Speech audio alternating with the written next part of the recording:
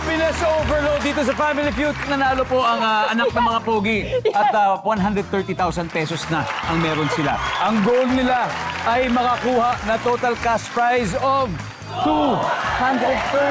Wow! At panalo rin ng 20,000 Jaime ang charity. Ano bang napili? Napili naman yung POS. Boss, there you go. Yes. Okay. While Vito is in the waiting area behind, give me 20 seconds on the clock. Let's play fast money. You got this, Jaime. Sabi ng isang tatay, malaki problema ko sa panganay kong binata. Ano kaya ang problemang yun? Nakabuntis! Sa graduation day, sino siguradong present? Nanay!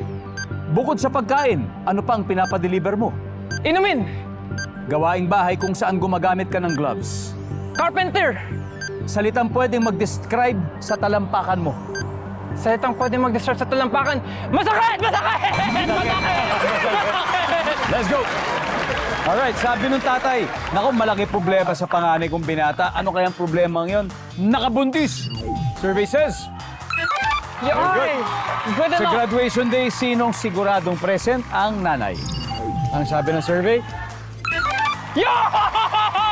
Let's bukod go! sa pagkain, ano pang pinapadeliver? Sabi mo ay, inumin. Ang sabi ng survey, Pwede! Pwede!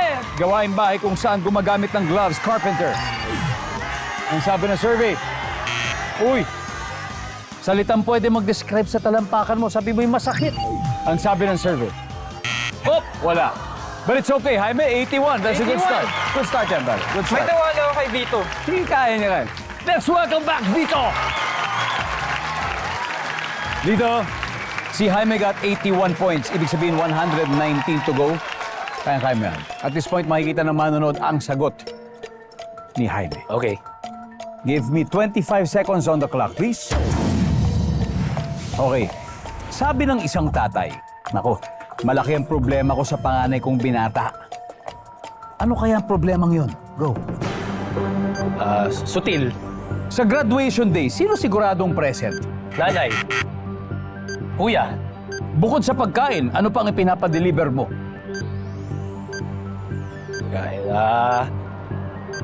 Pass.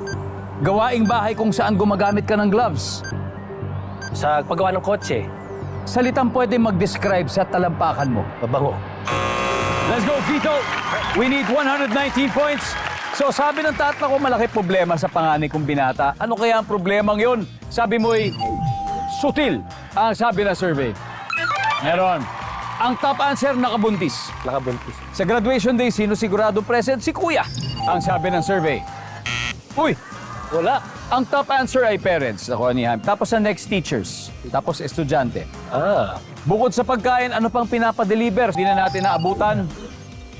Ang top answer dito ay appliances. Oh. Appliances.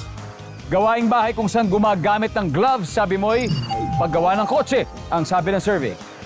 Hoy, ang top answer, paglalaba. Oh my God.